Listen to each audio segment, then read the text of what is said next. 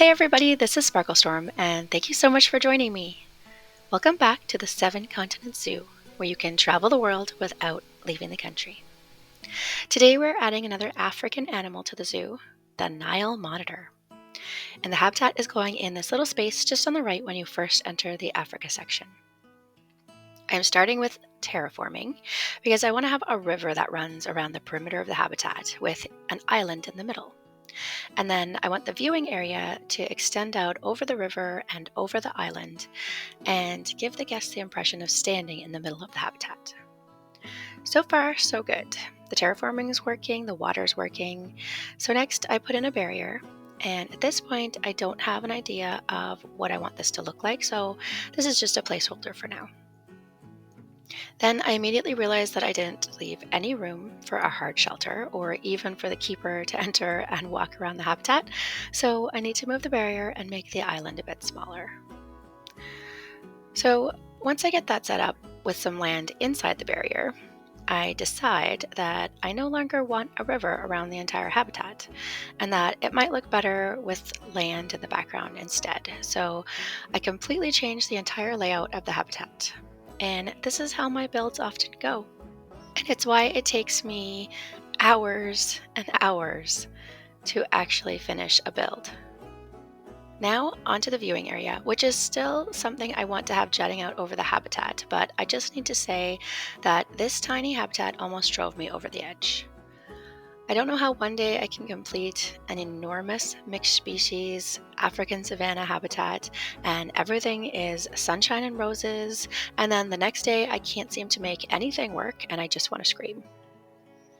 I cannot for the life of me figure out how to make this viewing area look right, and I can't get the paths to behave, I can't get them to line up or connect where I want them to, and whatever I make just ends up looking odd. So here I have 1, 2, 3, 4, 5 different viewing area structures, and that's really just a handful of them. And then when I add the barrier, I have to delete the path to get the concrete to run underneath it, so I need to build this viewing area again. So I'm still not happy, but moving on.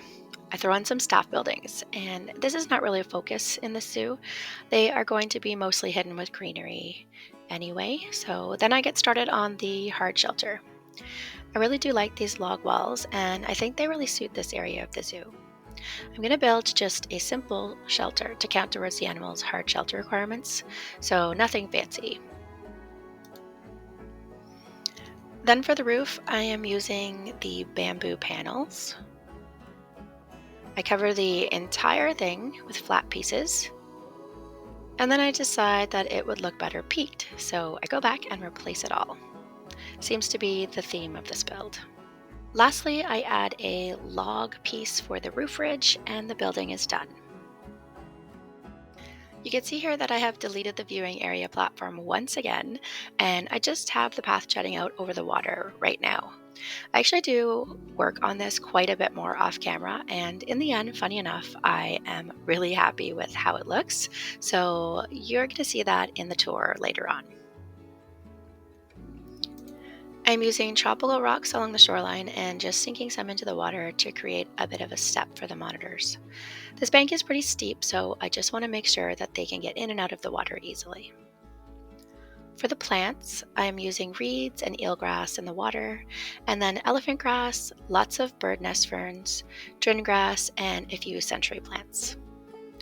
And also buffalo grass, which I know is not supposed to be in this biome or continent, but I think it just makes such a nice texture when it's mixed in with the drin grass, so I'm using it anyway. Later on, I also add in some ponytail palms and down palms. Not sure how to pronounce that one, but I'm just going to go with sounding it out phonetically, just like I would tell my kinders to try. I guess maybe I'm a glutton for punishment or something, because at this point I decide to build a rock wall to line the back of the habitat. I have a bit of a history with rock walls. dating back to the barrier in my Western Lowlands gorillas in the Swinging Pine Zoo, which I eventually just gave up on completely. And then I had another battle with a rock wall in the Japanese macaque habitat in this zoo, but I did build a few that I liked in between, so I'm going to give it another try. This might be a good time for some interesting facts about the Nile Monitor. They are the longest lizard in Africa, sometimes reaching lengths of over 2 meters.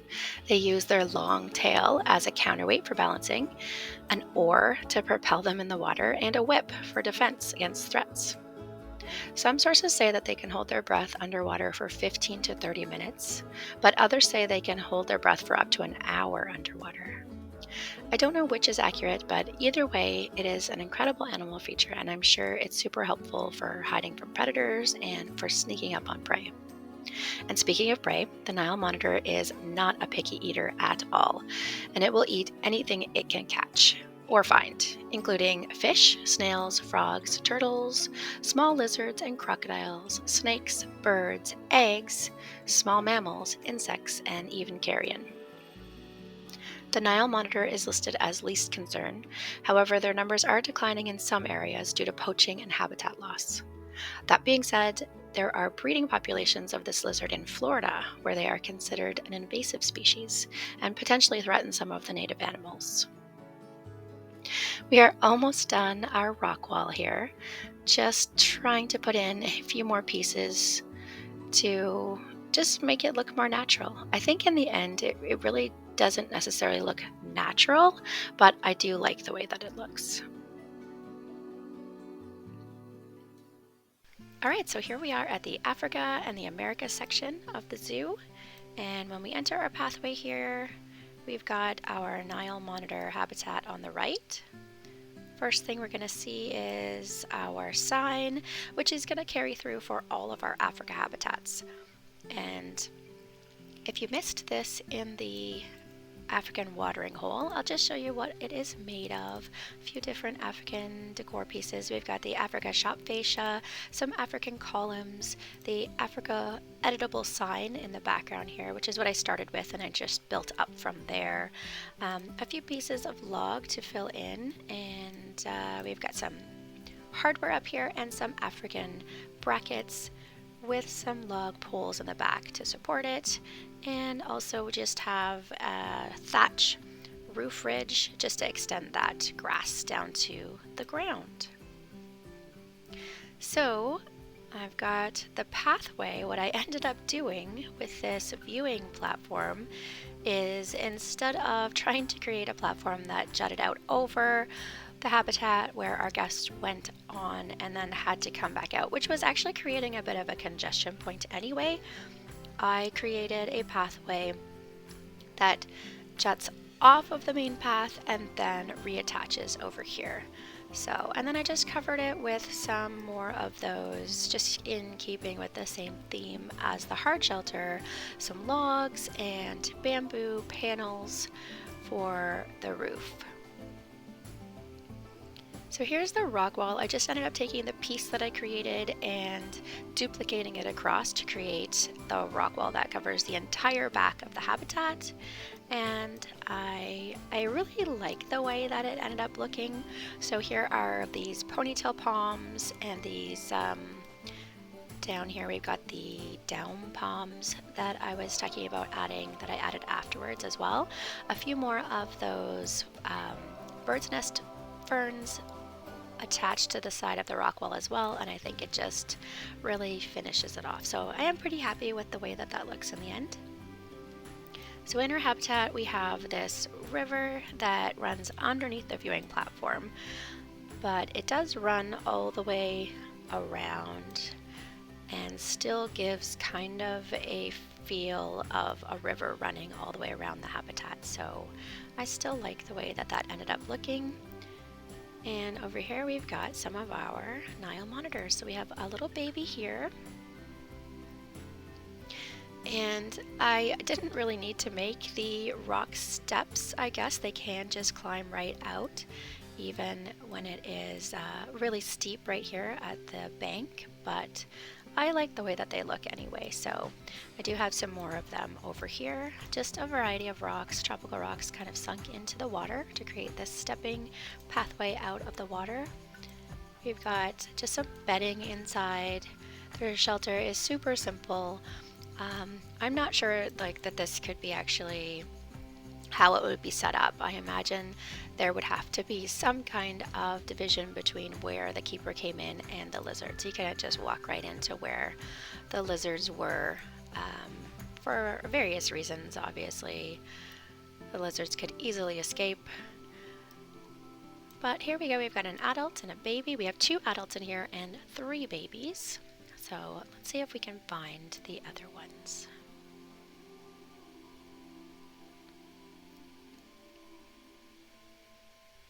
None over here that I can see. I did carry through the watering fountain from the other habitats, and just changed out the bowl so that it suited this habitat a little bit more.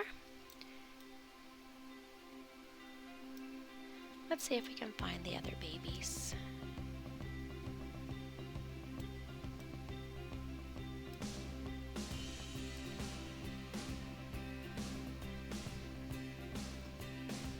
Nope, I do not see them.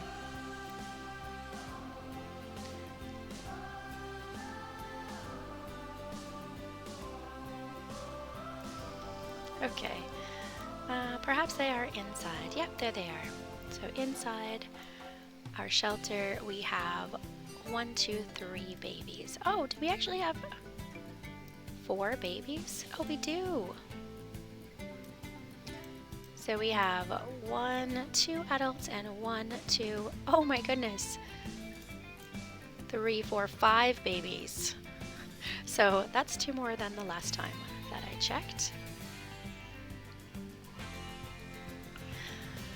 Well, that is it for our tour, just short and sweet today. Thanks so much for joining me. I will leave you now with a few cinematic shots, and then coming up next will be our aardvark habitat. Bye for now.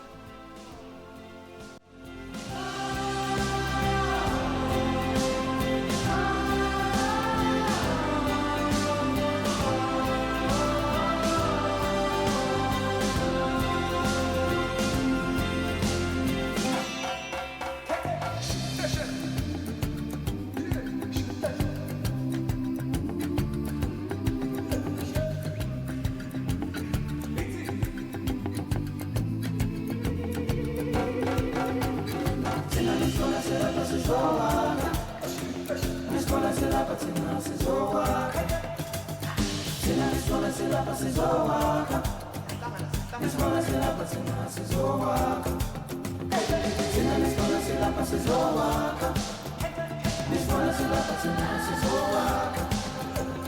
one is